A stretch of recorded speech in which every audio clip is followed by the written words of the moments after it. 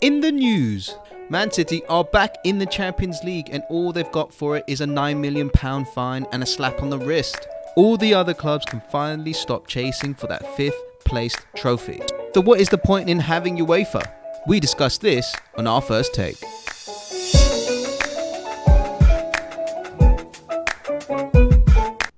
Welcome back to the news. We are reacting to the news that Man City's ban from the Champions League has been finally overturned. And this has been rumbling on for a long while. Back in February, Man City were found guilty for overstating their sponsorship payments. But now, UEFA were unable to prove of their guilt and that the events were essentially time barred. Now, to explain that, time barred, there's a certain time frame with which to prove that Man City did these false sponsorships, and that's about 5 years. So they're a couple years past that. What they have been charged for is that they were unwilling to comply or communicate with UEFA during this appeal. So they've been charged 9 million, but that's been reduced from 25 million pounds overall, which is quite a substantial reduction. So this is a massive, massive win for Man City. Let's ask Alex, how do you find this news? First thing, I just want to add that the time bar is UEFA's own rule. That's a bit ridiculous. So, yeah, they've literally shot themselves in the foot. They've circled back and like, why can't we do this? Oh, wait, it's our own rule. Like, I'm pissed off at UEFA about this. I am severely fucked off with UEFA about this because it just asks the question, what is the point in UEFA and what the fuck are you guys even doing?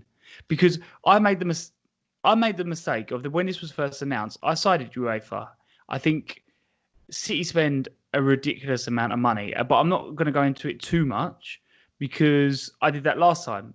And when it went to Kaz, they essentially threw it out of their court. Yeah. So what are UEFA doing? What is the point in them? How can you have a case like that, give them such a heavy fine, have it be reviewed by the Court of Arbitration for Sport, and have it just so easy like, yes, it's bollocks, just throw it out? Yeah, no, it's a bit ridiculous. I think, they knew that they had their own rule in it being time barred, but I think that law mumbo jumbo, they could get by that and still charge Man City. But yeah, it feels like that UEFA doesn't have enough power to charge any team, really. Well, I'd say any team with as much money to throw as Man City for the best lawyers in town, essentially. The thing is, we can't go down that road because that's the road we took previously. Right now, Man City are innocent of essentially anything. So it's a case of what the fuck is the point in UEFA and their financial fair play if they think they've got evidence to charge a team, they do that. And it's not as if they said, oh, okay, we're just going to give them a one season ban from European football and we're going to half the fine. They knocked off essentially what is 90% of what they were charged. Yeah. Like, I don't understand. Like, I just don't understand. I don't understand. The worst thing, because this is just the announcement, there's a report coming out either telling us whether, Man City did do it, but it was actually time barred, right? Then that would be the biggest slap in the face for the rest of football clubs to find out that Man City actually did do it, but it's been time barred, so you can't enforce it. Now, that would be pretty upsetting.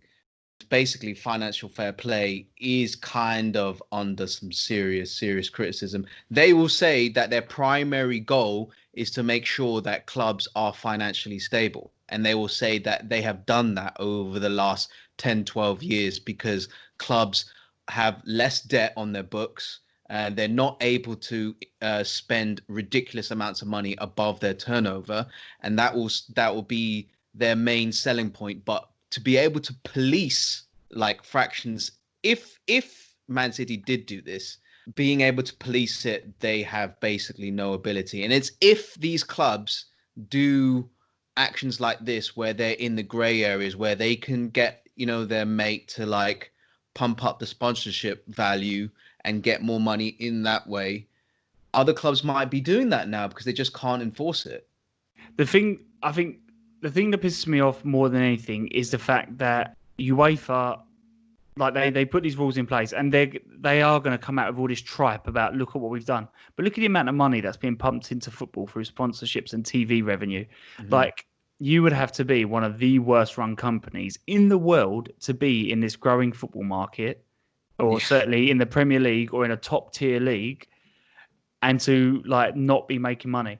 Like, and so like with City, there's question marks about City. You know, they spend 100 million like net nearly every season. Manchester United don't even spend that much, and obviously Manchester United had those 2 decades of dominance where they was able to build so much exposure and so much sponsorship money, whereas City, they haven't had that. So there's you assume Manchester United make more money than them. So how are City spending more? There are questions to be asked, but it's embarrassing for UEFA that the fact that they went after City and it just got knocked back so brutally. It's like football's needed a reboot for a long time. Like the federations have no real power. They don't really do what I think is best for football. I think essentially what they're doing, they do enough for people to warrant them being there. Right. And I think ever since Blatter, it's just needed a whole reboot. I don't think a lot's changed. You've just got another idiot, another Pinocchio there who can kind of like lie his way through there, and still, he's nothing but, just a puppet.